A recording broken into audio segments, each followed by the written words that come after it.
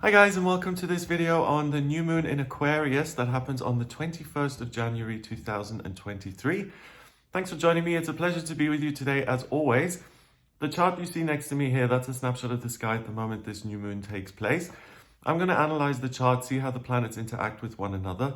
And the point of these horoscopes then is to try and understand that energy so that you can take full advantage and make the most out of it. So this new moon happens on the 21st of January at 9:53 in the evening, and that's based on Central European time. I always mention this, but a new moon and a full moon, as far as I feel, is a 3-day event. So please don't get hung up on the timings if you're in a different time zone.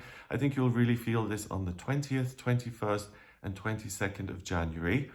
So let's have a look at the chart then. So obviously we have the sun and the moon conjuncting each other at 1 degree in Aquarius because this is a new moon. So the moon goes dark.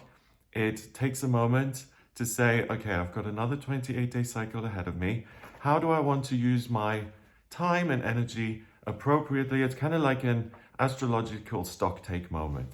It's before I rush off into the fray, I'm going to look at that everything is in order and that I'm actually focused on the things that I want to focus on, especially coming up in future. So the new moon is associated with planting seeds of intention because you do have this time out, this moment of respite that says, take a breath and let's start over, let's start again. So this is nice just in that sense that there's a sense of newness and there's optimism for the future, and there's a sense of, I'm gathering my energy here to speed off when I'm ready. The moon is the way you feel. It's what comes easily. It's what makes you feel at home. It's what you need emotionally. And it's something that, I'm overstating it, but it's basically something that, I can relax. So with the moon being at 1 degree in Aquarius, Aquarius is the sign of the humanitarian and the teacher. It's known as the water bearer, but it's actually an air sign. So it's very much about scientific discoveries and doing something for the greater good and being of service to the public. And if there is a situation that involves a number of people, it prides itself in saying, let's get the best outcome for everyone involved. So if you think about it, like the water bearer, it's about detoxifying, it's about cleansing, and it's about doing something that involves everybody, that's connective. And that's very much about what could happen. And, we haven't discovered this yet, but if we do discover it, then what is life going to look like then? It's really this amazing open-mindedness. It's a sign that's very much about, yes, this is reality, but imagine what reality could be like. It could be even better. So ideas are going to be flowing. Communication is going to be very easy. If you're in a situation where you have to deal with a lot of people professionally or personally, communication is great. And feel free to disagree with me on this, but I think the Aquarius is the sign of the humanitarian, but I don't think it forgets about itself in all of that. I think Aquarius is the sign that says, do you know what, if I want to be of service to other people, then I've also got to take care of myself. Because if I don't, then I can no longer be of service. So it's this really nice overview, it's this clarity, it's fairness, it's objectivity. So with the moon being in that sign, what's going to make you feel good are all of those things and engaging with them. So what can you innovate? What can you plan about your future? What can you imagine about how the world could look? Like give yourself free rein to just let your imagination run. And then with it being at 1 degree, it's going to the context is kind of like, yes, and what are your ideas? What are you going to contribute? It really puts the onus on you quite strongly, but it's amazing because it's not just at 1 degree, it's a new moon. And the new moon, like if you have that in your birth chart, it's a clear indicator that this person is going to be a pioneer, a leader, someone who makes the contribution rather than expect something to be given to them. The sun is also 1 degree in Aquarius. So with the sun being in Aquarius, it's going to be, okay, on a conscious practical level, how can I be of service? How can I educate myself? How can I learn? How can I teach others? How can I make life more balanced and fair? And at 1 degree in Aquarius, it very much reminds me of the magician in the tarot, because it's like, okay, I'll let all these ideas and all these kind of insights come in, and then I'm going to take it upon myself to make magic on planet Earth. It's a really positive attitude that gives you total independence. You're not relying on anybody here. And if you feel like something is kind of slumbering within and just dying to come out, this is the time to let it out. Okay, so what I also find really interesting is that the rising sign is Libra and it's at 0 degrees. So whenever you have something at 0 degrees in a chart, you get the quintessential nature of that. It's not influenced by any degrees. And Libra is the scales. It's about balance. It's another air sign, so it's very much, it's very pally, I would say, with Aquarius. They get on well. They're able to share ideas. They're on the same wavelength. But the key thing that I'm getting here is this notion of balance. And if you think about the Temperance card in the tarot, it's an angel that pours 2 cups or the water from 1 cup into the other. It's this constant process of readjusting and balancing yourself. And it's by doing that, it almost becomes meditative, right? Then on the side of the card, this pathway appears, and at the end of the path is enlightenment. So the great gift of this day, and I think the reason why all these amazing ideas will come in, is because fundamentally on an emotional level, you're very balanced. You have this wonderful objective perspective. You're able to like, the bias is removed. And because internally things are kind of quiet, you have the time and space to create and to come up with new ideas and to dream. And the key thing that keeps coming at me is that I feel your relationships are going to really benefit from this new moon in Aquarius. So I would even say if there's someone in your life who you've had problems with and you want to sort it out, this is like the best time to say, do you know what, let's have a do-over, let's move on, let's look to the future, if we're both willing. So it's that kind of thing where you can really reach an agreement with someone and then both of you stick to that agreement. The likelihood of that is huge.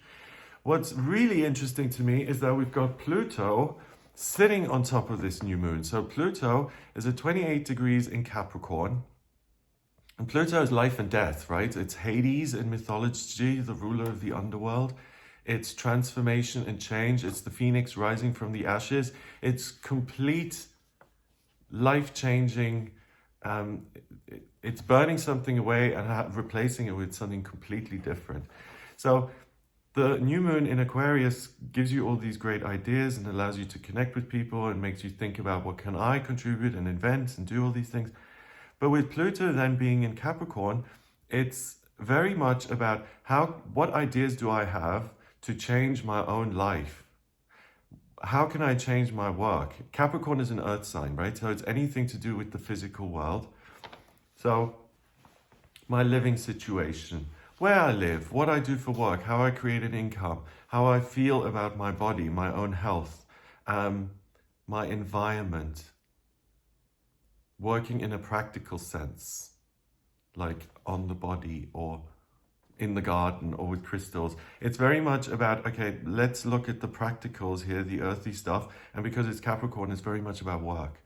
So if you're someone who is looking to change their job and you haven't been very clear on what comes next, that's always really difficult. You know, like if you're doing a job and you're no longer happy in that job, and you may even be quite successful in that job, and you realize that, oh, I don't want to do this anymore. And then the follow-up thought doesn't come.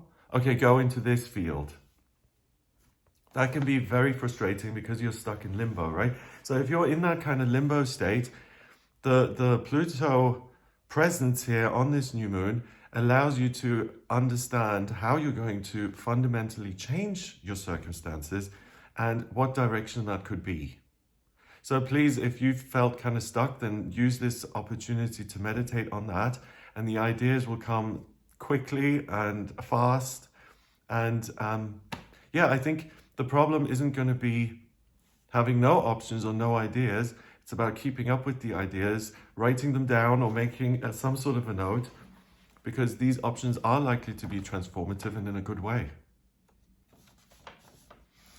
Okay, then Pluto, again, there's more to this here, because Pluto is such a significant presence. It's an outer planet, and it's really like everything can change. So 2 and 8 is 10, that reduces to 1 in numerology. So it's the same vibration, it's the same degree as the new moon. It says it's really you're the person who will bring the change. It's pointless to wait for instructions or to expect someone else to do it for you.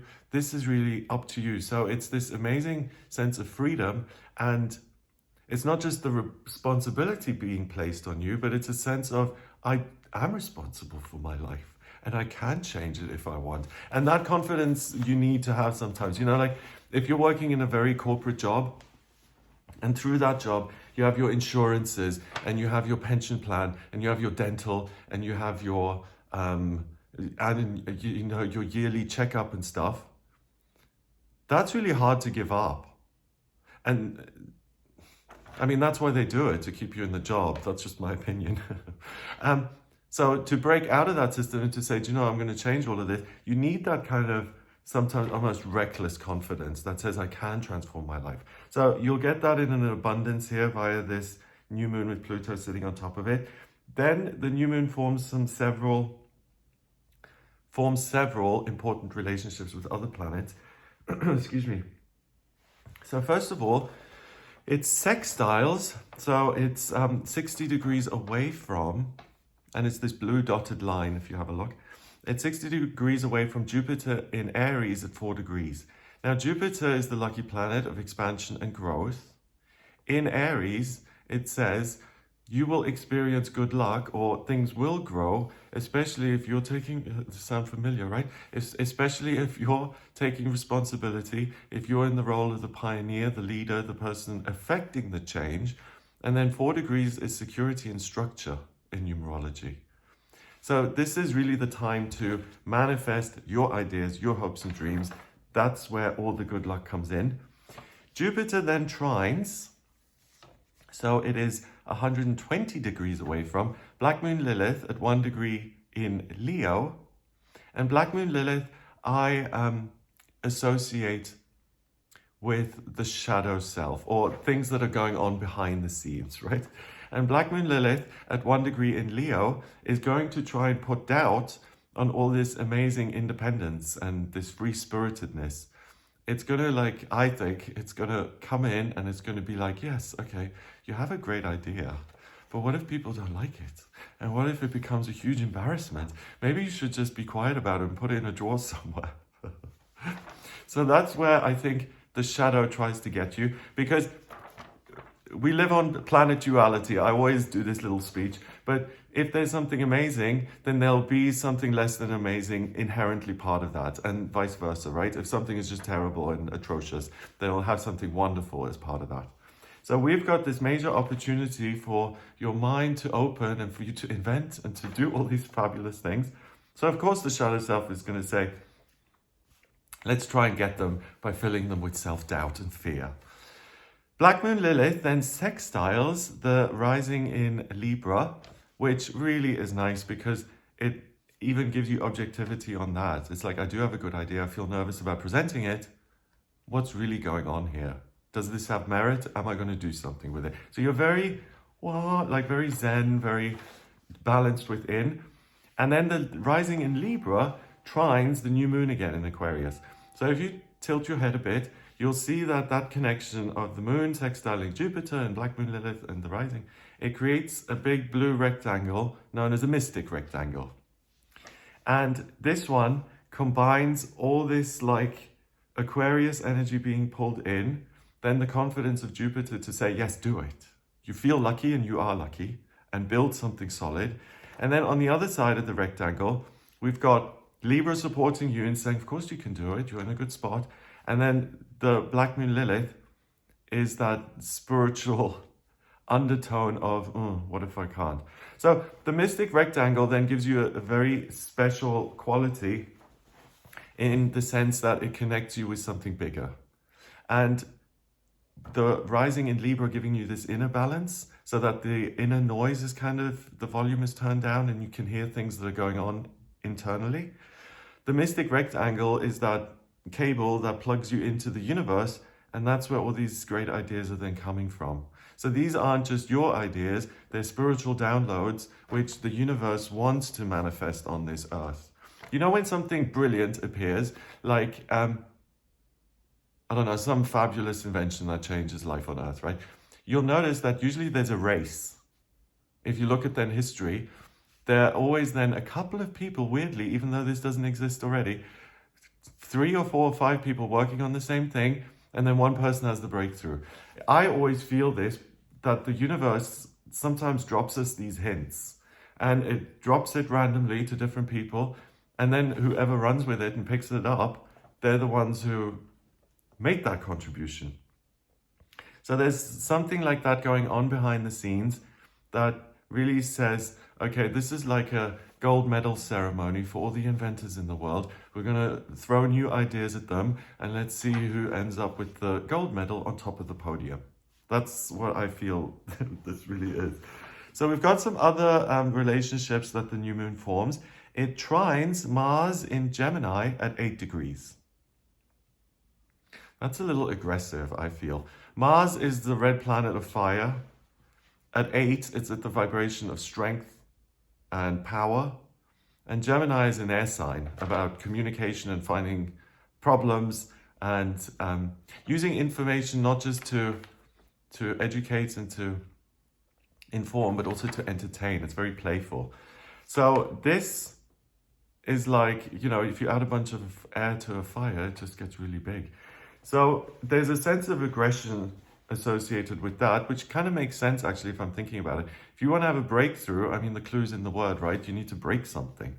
And Mars in Gemini fills you with this like super confidence that says you can break through, and it doesn't matter what other people think or say, or this is your thing and you can run with it.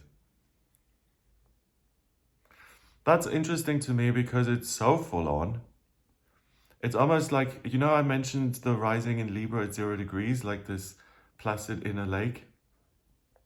That's got its work cut out for it now, with Mars and Gemini being in the picture, because it's like, well, and if I don't get what I want, then there could be a bit of frustration. So the key is not to throw in the towel. If you're trying to get something done and you do hit a snag, the worst thing for this Mars in Gemini is to say, okay, I give up, this is too hard, let me go in a different direction. That will really annoy you. Keep pushing forward until you find some sort of way through. The new moon then quincunxes, so it's 150 degrees away from the midheaven in Cancer. So that's kind of interesting because Cancer is a water sign. It's very much about the domestic sphere of life, and it's about nurturing other people. Plus, it's a cardinal sign, so it's got that pioneering energy associated with it too. So that says it is my job to take care of other people. So that really, these ideas are, via Pluto, strongly concerned about how you can change your life, your work, your practical circumstances. With this quincunx in Capricorn, it's kind of like the focus is also, what can I do that's going to have the best, most nurturing effect on the greatest number of people? So you're very responsible here during this, like very, which is great because something really useful will come out of this. We've got the new moon opposing Black Moon Lilith in Leo at 1 degree. So that's really the question of the self and the greater good. And if the solution, if you do have any nerves, or if you feel really like apprehensive about making big decisions or pioneering them on your own, the trick or the way to discover that you've kind of gone off track a little bit is if you're overly anxious and concerned, then it says that you're kind of stuck in the self and you're not seeing the bigger picture. So the solution is to get out of the self and to say, how can I serve? And it's with this, how can I serve, that the ideas will ramp up even more and you'll be more inspired. Yep, then it trines the rising in Libra, I mentioned that. And that's it. I'm just going to go through the aspect patterns again. So you've got Jupiter sextile, we've got the trine with Mars, yep, midheaven, black moon, rising in Libra. Strongest element of the whole chart is air, unsurprisingly. Aquarius is an air sign. We've got loads of other things in air, like Mars in Gemini, Venus and Saturn in Aquarius. So it's all about generating new ideas and also being analytical about what's going on and what direction you want to move in, and what direction you want to launch yourself into. And that's it, really. Yeah. Okay, so that's what I get for you for this new moon in Aquarius. I hope you have a wonderful time. If you'd like a personal reading with me, what I do is I take your place of birth, date of birth, and time of birth, and then I draw up a chart wheel just like this one. And same process, I analyze that chart, I look at the astrology, I also use the numbers and the cards as I go. And then as I'm looking at your chart, I get intuitive messages. So if you have any questions, if you want answers, please do get in touch with me for a personal reading so I can see what your chart says about things like your finances, your perspective on things, family life, love life, work, relationships with institutions and colleagues and the world at large, travel, career, hopes and dreams, spirituality, anything at all. If you don't have your time of birth, then there's a process called chart rectification, right? That's where you send me 10 or more major life events that have happened to you, and I use those to actually work out your time of birth. So if you don't have that exact time, please order a chart rectification with me so I can work that out for you. And then once I have your place of birth, the date of birth, and time of birth, then I can draw up the charts and answer any questions you may have. I also use the progress chart, the transits, solar return charts for around your birthday to see what's coming up in future. And I use astrocartography to show me which locations are going to have a particular effect on you based on your astrology. So if any of that is interesting to you, if you want to talk to me, please do get in touch via the website, gregoryscott.com. On the front page, scroll down a bit until you get to the button that says book your reading. Click on that to order your reading with me. And if you like this video, then give it a thumbs up, please. Hit subscribe and share the video online. Have a wonderful time here during this new moon. Check out some of my other videos, the daily tarot readings, the weekly horoscopes, and I hope you have a wonderful time. All the best. Take care.